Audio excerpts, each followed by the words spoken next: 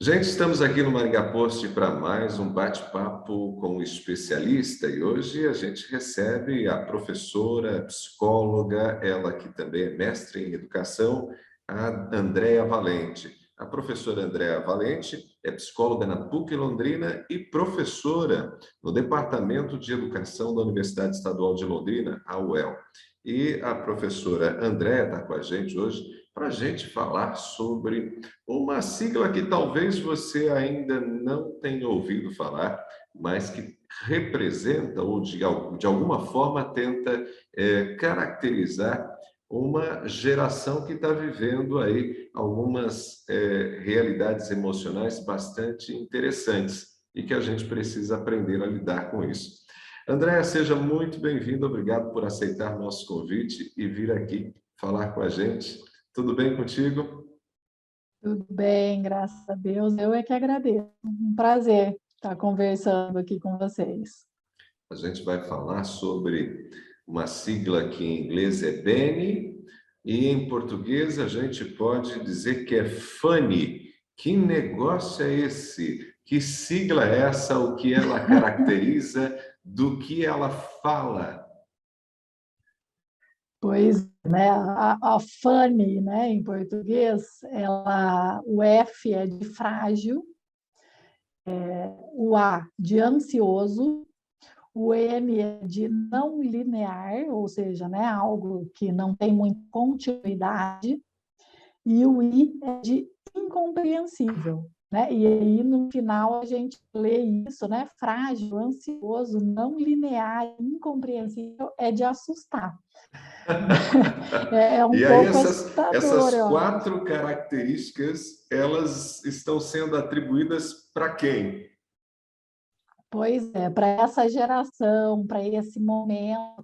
Essa, né, Ronaldo, é uma sigla que é muito usada, inclusive, em organizações, nos grupos de RH, são conceitos muito discutidos, características dos novos talentos que vão sendo, dessa geração mesmo, que vem sendo, né, lógico, as crianças que vão sendo criadas já nesse contexto, mas também jovens adultos que entram no mercado de trabalho com essas características também. Não é muito novidade se a gente pensar que o FUNI ele é uma evolução do VUCA.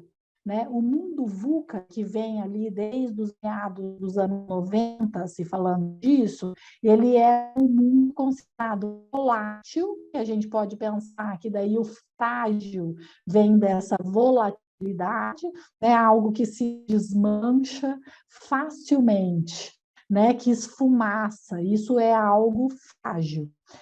Daí o U do VUCA, né, que no inglês seria uncertainty, mas a gente chama incerto, que estaria relacionado com o ansioso, né, porque num mundo onde as coisas mudam muito rapidamente, onde a gente não tem certeza de nada, olha a pandemia que veio, né, para dizer ainda mais, como a gente já tem controle de muitas coisas e ainda mais com a evolução tecnológica, sobretudo, menos ainda. Então, é um mundo incerto que causa muita ansiedade.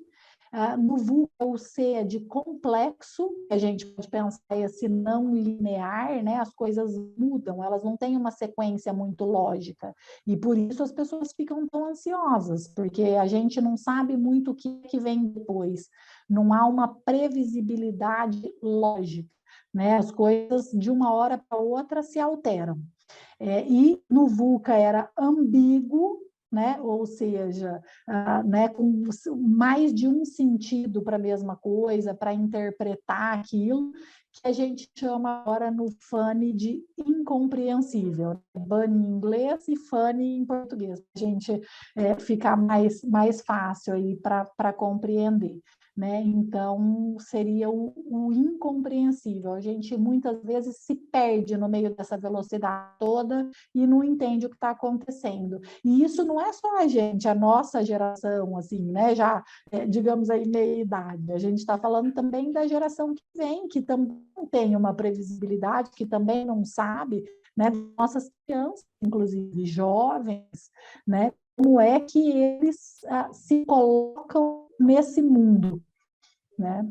Então, em 2022, nós estamos nesse universo funny, né? Um universo em que estamos fragilizados, ansiosos, vivemos de uma maneira não linear e incompreensível. Exato. E aí o que tem se falado muito, né, Ronaldo, sobre isso, é que a gente precisa, como é que a gente faz com isso? Porque assim, o mundo, se você pensar que a gente passou milhares de anos vivendo numa estrutura, inclusive neurológica, numa forma neuro de funcionar, né? Quantos anos o homem levou para escrever algo, simbolizar na pedra? Por exemplo, pegue isso como um exemplo, né?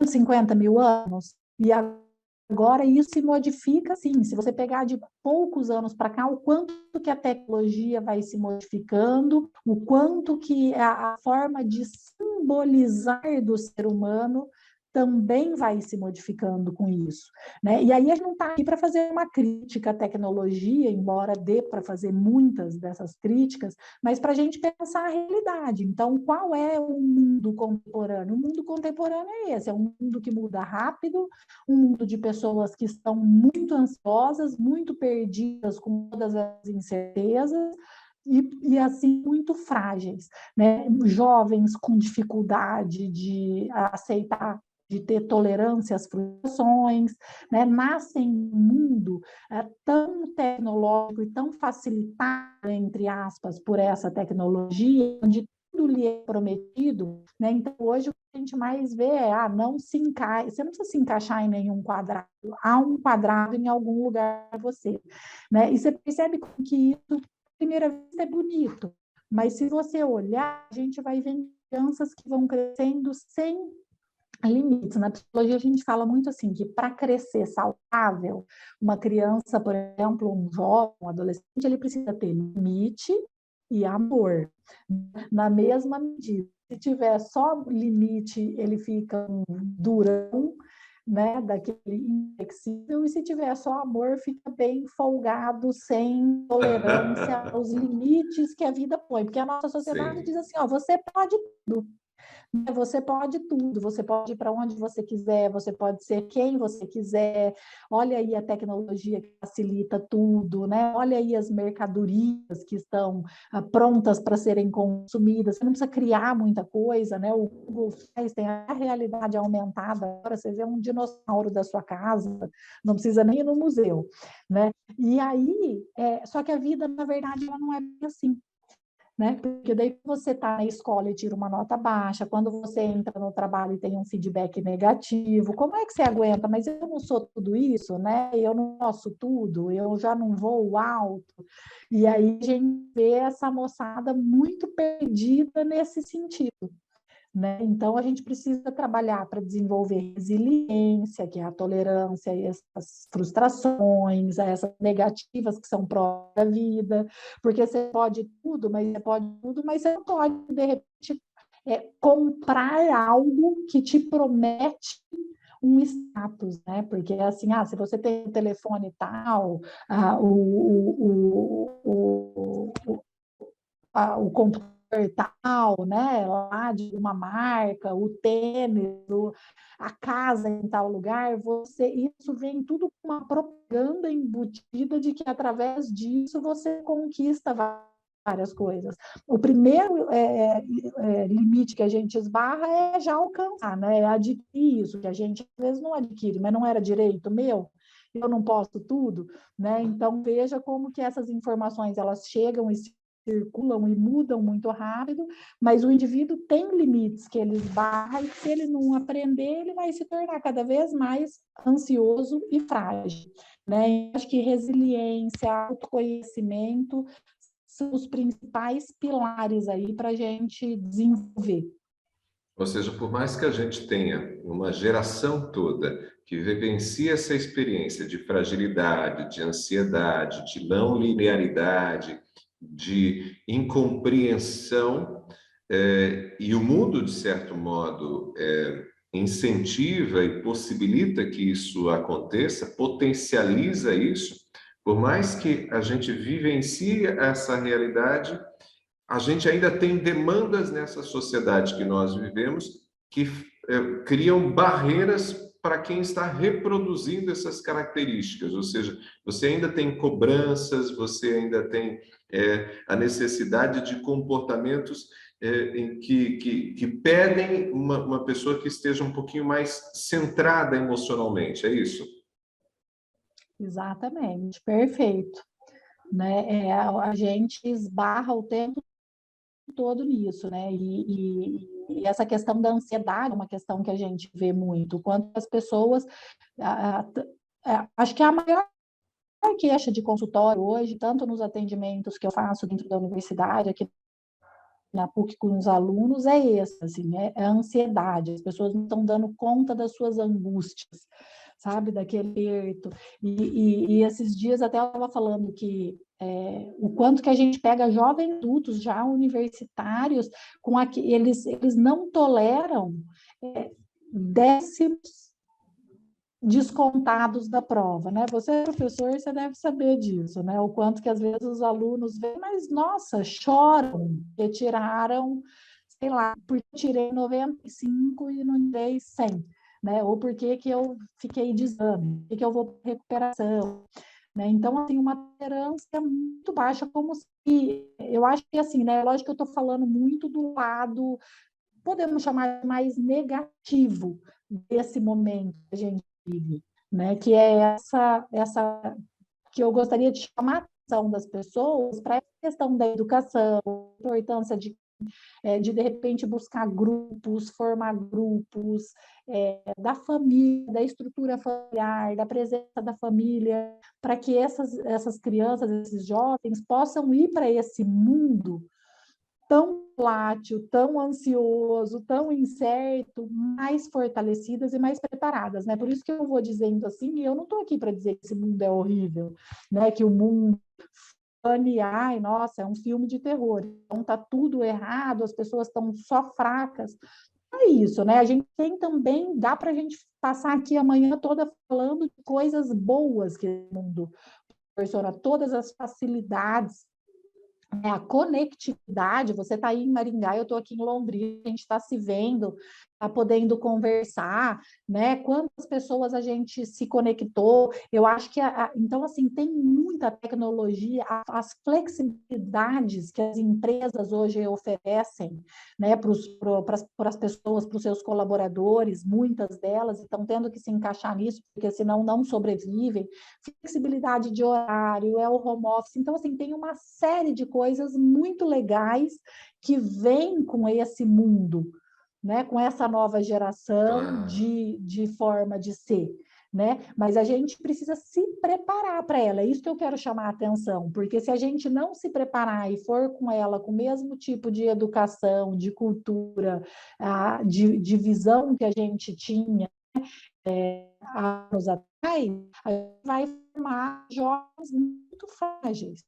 Né? E para que eles não sejam tão frágeis, estejam preparados para esse mundo, porque não tem freio esse mundo. Esse mundo né, a tecnologia vai só acelerando, é tudo cada vez mais rápido, as descobertas, as startups, né? Tem coisas que vão surgindo que a gente nem sabe significar o que é. Eu, pelo menos, não sei. Né? E então, preparar eles, dar uma base, e não é à toa que a gente fala tanto das soft skills, porque a gente vê muito que são essas habilidades humanas, né? A gente vai se tornando tão máquina nessa mudança e nessa rapidez, tentando acompanhar tudo isso, que a gente esquece que a gente é humano, né? Que a gente tem o nosso jeito de ser, que é diferente da máquina. Por isso Sim. que a gente precisou criar a máquina, né?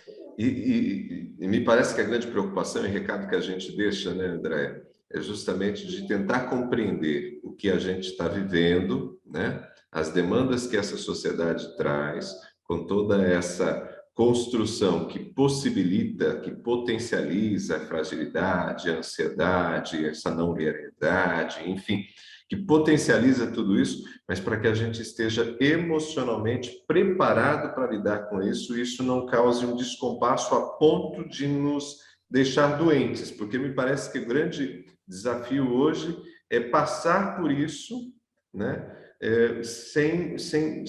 sem sofrer tanto, né?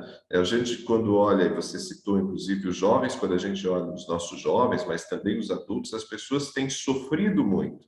Emocionalmente, as pessoas estão cada vez mais doentes. Exato, não é à toa que o Brasil vai chegando, não só o Brasil, eu acho que a gente pode falar isso né, mundialmente, mas pensando aqui na gente, o Brasil é o segundo maior consumidor, né, de drogas psicoativas. Estou falando de drogas lícitas, né, farmacológicas, né, de fármacos, de antidepressivo, remédio para TDAH, remédio para ansiedade e tantos outros transtornos aí que vêm surgindo. Então, acho que a ideia aqui é dizer assim, a gente tem esse mundo que tem vantagens e desvantagens, como qualquer outro mundo, e que a gente precisa se preparar para ocupar o nosso lugar. Então, pensar, eu acho que tem muitas frentes, assim, que eu acompanho, né, dos jovens, aí, então, já começando a fazer esse movimento. É o consumo consciente, né, para que preciso tanto?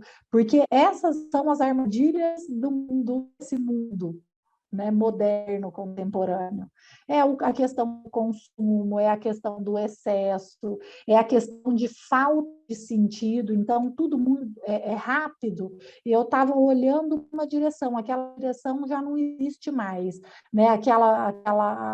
Aquele plano que eu fiz a longo prazo, de repente ele foi desfeito, já não serve mais, né? As próprias empresas, elas não fazem agora uma projeção tão longa. Elas têm que ser feitas esses planejamentos mais a miúdo, porque as coisas mudam, né? É o dólar, é a bolsa, é a guerra, é a pandemia, né? E o quanto que isso corre o mundo em segundo. A gente sabe o que está acontecendo em todos os lugares muito rápido.